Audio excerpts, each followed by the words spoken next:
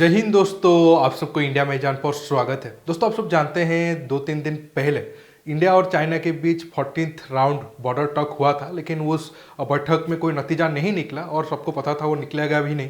अब दोस्तों न्यूज ये आ रहा है, हॉट स्प्रिंग गोगरा में चाइना इसलिए पीछे नहीं जा रहा है क्योंकि इंडियन आर्मी का उस एरिया पर काफ़ी स्ट्रांग पोजीशन है और चाइना को डर ये लग रहा है अगर उस एरिया में वो बहुत ज़्यादा पीछे चला जाएगा तो उस एरिया में जो मेन रोड जा रहा है उसको इंडियन आर्मी कभी भी ब्लॉक कर सकता है। आज मैं इसी टॉपिक पर बात करूंगा। इसके साथ साथ सेकंड पार्ट में जानेंगे। आपको मैं कुछ दिन पहले बताया था, ये न्यूज एक आ रहा था कि जो चाइना का सैनिक लद्दाख में तैनात है, जनवरी 2-3 में कुछ सैनिक मतलब ठंड के कारण जम गए थे और अब चाइना के अंदर भी उस बात को लेकर काफ़ी चर्चा हो रहा है या फिर काफ़ी लोग सर्च कर रहे हैं क्या सच में ऐसा हुआ था, क्या उनके गवर्नमेंट ये न्यूज़ को दबा रहा है। उसके ऊपर भी दोस्तों डिटेल्स में मैं आपको समझाऊंगा। जानने के लिए आप आखिर तक के वीडियो को देखते रहिए और आप सबको मैं रिक्वेस्ट करूंगा ये वीडियो को आप ज़्यादा से ज़्यादा लाइक शेयर करिए, क्योंकि आप सबको पता होगा यूट्यूब तो मेरा वीडियो को कभी सजेस्ट नहीं कर रहा है, इसलिए आप जितना ज़्यादा लाइक और शेयर करोगे मेरा वीडियो की रीच उतना ज़्यादा बढ़ेगा। और दोस्तों अब आप न्यूज का हेडलाइन देख पा रहे होंगे, Chinese fears about India choking, की road are holding up hot spring disengagement. मतलब चाइना को डर लग रहा है अगर वो हॉट स्प्रिंग एरिया को छोड़ देंगे तो वो मतलब भारत उस एरिया में चाइना की रोड को चोक कर सकता है। आज मैं आपको मैप के जरिए दिखाऊंगा वो एरिया कहाँ है और क्यों अब चीन हॉट स्प्रिंग में पीछे जाने के लिए इतना राजी नहीं हो रहा है या फिर वो डर रहा है। अगर आप देखोगे ये वही मैप है, हालांकि अब गोगरा में भी दोनों देश की सेनाएं पीछे हटे हैं, गलवान में भी हटे हैं और देखोगे तो आप डेप्सांग में तो इसी मतलब 2021 की शुरुआत में तो वो दोनों देशों की सेनाएं नॉर्थ साउथ दोनों पीछे जा चुके थे। अगर आप हॉट स्प्रिंग देखोगे तो हॉट स्प्रिंग नीचे आएगा। तो इस एरिया में ये जो रेड वाला एरिया आप देख रहे हो ये इंडिया का क्लेम लाइन है, या फिर आप कह सकते हो अंग्रेज जब तिब्बत के साथ साइन किए थे तो उस हिसाब से ये लाइन बनता है। लेकिन चाइना क्लेम करता है ये जो येलो रेड वाला लाइन है जो गया है, ये लाइन को चाइना क्लेम करता है। कुछ कुछ एरिया पर वो भारत की क्लेम, जो भारत की क्लेम लाइन है उसके अंदर तक आता है, तो कुछ कुछ एरिया तक वो बाहर है। मतलब भारत चाहे तो इतना बड़ा एरिया पर क्लेम कर सकता है, लेकिन भारत जैसे मैंने आपको कहा अंग्रेजों ने जो साइन किया था तो उसी हिसाब से है, तो भारत आगे कभी क्लेम करता नहीं है। मतलब अभी भी अगर देखोगे तो ये वाला एरिया अब हम क्लेम करना चाहिए, मतलब चाइना हमें दे रहा है। मतलब देखोगे तो मतलब अगर मैं आपको अच्छे तरीके से तो ज़्यादा चाइना ले रहा है कुछ, बस ये वाले पॉइंट पर मतलब हमारा क्लेम लाइन चाइना की क्लेम लाइन से पीछे है। तो मेन अब विवाद हॉट स्प्रिंग में है। अब चाइना को ये डर लग रहा है अगर ये एरिया में वो पीछे जाएगा तो हॉट स्प्रिंग में जो रोड जा रहा है वो मतलब भारत की पोस्ट से सिर्फ 2 किलोमीटर है। हालांकि ये रोड कहाँ जा रहा है एग्जैक्ट मैप तो शो नहीं हो रहा है, वो मिलिट्री मैप में या फिर जो हमारे आर्मी वाले हैं उनके पास होगा, लेकिन मीडिया रिपोर्ट के हिसाब से वो बहुत करीब है हॉट स्प्रिंग से, इसलिए चाइना को डर लग रहा है कि वो एरिया को वो खाली नहीं करेंगे। अगर आप गोगरा पोस्ट की बात करोगे तो गोगरा पोस्ट में जो पेट्रोलिंग पॉइंट 17A है और ये जो चाइना का है वेनकियान कैंप, ये दोनों मतलब एरिया पर भारत और चाइना दोनों मतलब पेट्रोलिंग नहीं करते हैं। मतलब भारत अभी पेट्रोलिंग पॉइंट 7 तक पेट्रोलिंग कर रहा है। इतना बड़ा एरिया को अब दोनों देशों की सेना एक तरीके से कह सकते बफर जोन बनाकर रखे हैं ट्रस्ट बिल्डिंग करने के लिए इस एरिया में।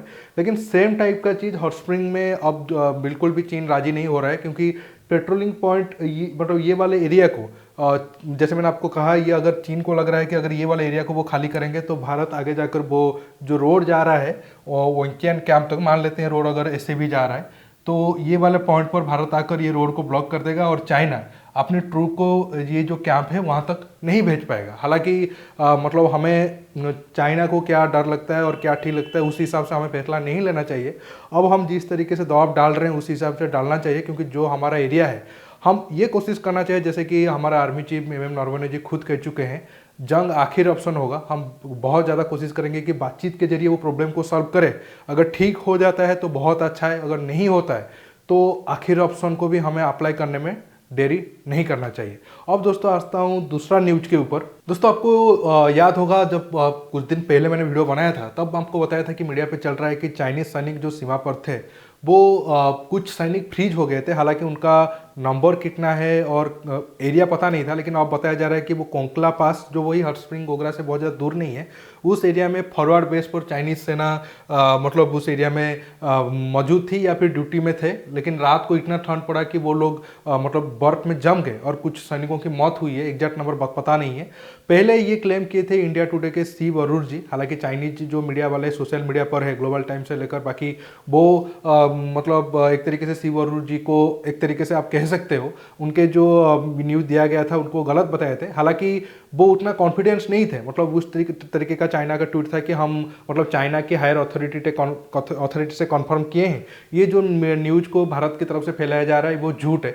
लेकिन चाइना में ये न्यूज़ काफ़ी मतलब हलचल मचा दी है और तकरीबन उनके जो सर्च इंजिन है वहाँ पर 4 मिलियन टाइम्स मतलब 40 लाख बार ये न्यूज़ को सर्च किया गया है। और ये दिखाता है कि चाइनीज़ गवर्नमेंट पर चाइना का लोगों का कितना ट्रस्ट है, क्योंकि गलवान झड़प के बाद अगर चाइनीज़ गवर्नमेंट सच बताया था अपने लोगों को, तो उन मतलब उस देश में लोग जो रह रहे हैं उनके अंदर ये सारे ट्रस्ट इशू नहीं आता। जब उनके गवर्नमेंट 1 साल तक वो न्यूज़ को छिपा कर रखा, फिर बाद में जो नंबर बताए वो भी ठीक तरीके से नहीं बताए, तो ऑलरेडी जो भी न्यूज़ भारत की तरफ से दिया जाता है तो चाइना के लोगों के मन में आ जाता है कि नहीं, यही न्यूज़ सच है और हमारी गवर्नमेंट इसको छिपाने की कोशिश कर रहा है। तो मुझे तो लग रहा है कि, हालांकि मैं प्रूफ तो नहीं कर सकता क्योंकि चाइना वाले जब तक नहीं मानेंगे तब तक आप उसे प्रूफ नहीं कर पाओगे, लेकिन जिस हिसाब से चाइनीज मीडिया या फिर चाइनीज लोगों का बिहेवियर है उस हिसाब से लग रहा है कि जनवरी 2 और 3 तारीख की रात को उस एरिया में चाइनीज कुछ सैनिक जरूर उनका मौत हुई है ठंड के कारण या फिर बर्फबारी के कारण, ज़्यादा बर्फबारी हो जाने के कारण, जो एक तरीके से दिखाता है कि चाइना हालांकि क्लेम तो ये करता है कि हमारा इंफ्रास्ट्रक्चर बहुत अच्छा है, बहुत बेस्ट है, भारत का इंफ्रास्ट्रक्चर बिल्कुल भी नहीं है। लेकिन आपका इंफ्रास्ट्रक्चर चाहे जितना भी अच्छा हो, अगर आप फॉरवर्ड बेस पर हो तो आप उस एरिया पर जो सैनिक तैनात होंगे वो बस टेंट के जरिए ही तैनात हो पाएंगे, आप उस एरिया में एक बड़ा बिल्डिंग नहीं बना पाओगे। और कुदरती जो मसला है आप उस पर कोई भरोसा नहीं कर सकते हो। आज इतना बर्फबारी हुआ, कल ज़्यादा हो जाए तो उस एरिया में जो सैनिक तैनात होंगे उनका जान जाना बिल्कुल भी तय है। और ये चाइना के लिए बेहद दुखद खबर तो है ही, लेकिन जब तक उनकी गवर्नमेंट नहीं मानेगी तो ऐसे और भी इंसिडेंट होगा, हमें पता भी नहीं चलेगा। लेकिन मतलब खुश इस बात है कि हम जिस देश में रहते हैं, हमारे देश में हमारी सरकार ऐसे न्यूज़ को कभी छिपाता नहीं है, चाहे कुछ भी हो। डेमोक्रेटिक कंट्री होने के कारण सारा न्यूज़ बाहर आता है, लेकिन चीन जैसे कम्युनिस्ट देश या फिर उस टाइप के जितने भी मतलब एक तरीके से आप कह सकते हो तानाशाही वाला देश, उस एरिया में ऐसे न्यूज़ को छिपा कर रखा जाता है। लेकिन दोस्तों आज के टॉपिक में बस इतना ही था। आप इस मुद्दे पर क्या सोच रहे हो नीचे कमेंट बॉक्स में कमेंट करके बताइए, और ये वीडियो को ज़्यादा से ज़्यादा लाइक शेयर करने के साथ साथ आप मेरे चैनल को सब्सक्राइब करिए और सब्सक्राइब बटन के पास जो बेल आइकन है उसे प्रेस करिए ताकि आगे आप मेरा आने वाले वीडियो को मिस ना कर सके। दोस्तों रुकता हूँ, बहुत जल्द और एक न्यू टॉपिक के साथ मिलूंगा। नमस्कार, जय हिंद।